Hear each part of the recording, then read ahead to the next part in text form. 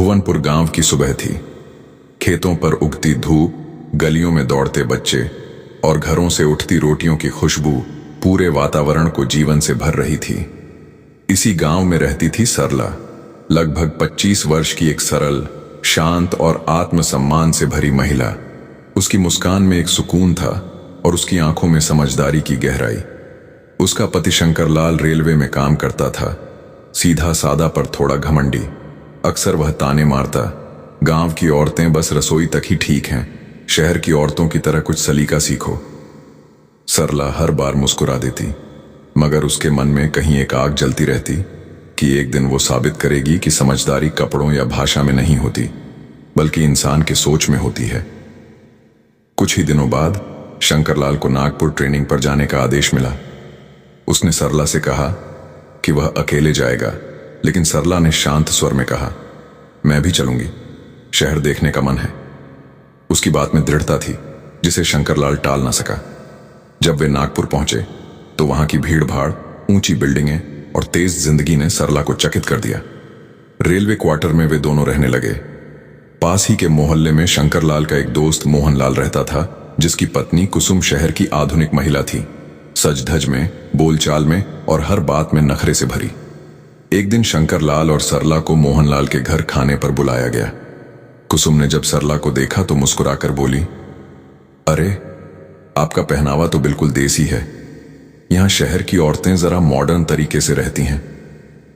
सरला बस मुस्कुरा दी, मगर भीतर कुछ टूट सा गया। रात को लौटते हुए सड़क पर पीली लाइटें टिमटिमा रही थीं और शंकरलाल ने कहा, देखो सरला, शहर की औरतों से कुछ सीखो, थोड़ा बदलो खुद को। सरला चुप रही।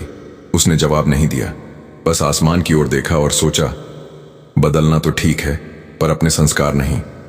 अगली सुबह सरला ने खुद से वादा किया कि वो इस शहर की हर बात सीखेगी, पर अपनी सादगी नहीं छोड़ेगी। धीरे धीरे उसने शहर की औरतों की तरह साड़ी पहनना, बाल सजाना और थोड़ा बहुत मेकअप करना सीख लिया, पर उसके चेहरे पर वही शांति बनी रही। एक दिन जब शंकरलाल काम पर था, दो अजनबी आदमी दरवाजे पर आए। उन्होंने कहा, हम साहब के आदमी हैं, उन्होंने कुछ सामान मंगवाया है। सरला के मन में शक हुआ। उसने तुरंत पूछा, साहब ने कहा था क्या कि मैं दूं? उनमें से एक बोला, हाँ हाँ, उन्होंने कहा जल्दी भेज दो। सरला की आंखें चमक उठीं, लेकिन चेहरे पर डर का भाव लाने की बजाय उसने दृढ़ स्वर में कहा, जरा रुकिए, मैं फोन करती हूं। जैसे ही उसने फोन उठाया, दोनों आदमी बिना कुछ बोले भाग गए। शाम को जब शंकरलाल लौटा और उसने यह सब सुना तो वह हैरान रह गया।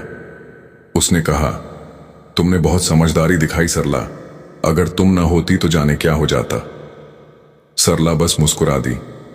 कुछ दिनों बाद मोहनलाल और कुसुम ने उन्हें क्लब में पार्टी के लिए बुलाया। क्लब की सजावट शानदार थी, कांच के गिलास, झूमर की रोशनी और सजे धजे लोग। सरला सादी साड़ी में एक कोने में बैठी थी। तभी अचानक एक महिला ने चीख कर कहा, मेरी हीरे की अंगूठी गायब है। सब घबरा गए। किसी ने कहा, शायद किसी नौकर ने ली होगी। किसी ने किसी मेहमान पर शक किया। सरला ने शांत स्वर में कहा, जरा उस फूलदान के पास देखिए, मिट्टी गीली लग रही है। सब हंस पड़े। गांव की औरत क्या जाने, लेकिन जब फर्श उठाया गया तो नीचे से वही अंगूठी निकल आई। सबके चेहरे पर हैरानी थी और सरला के चेहरे पर हल्की मुस्कान।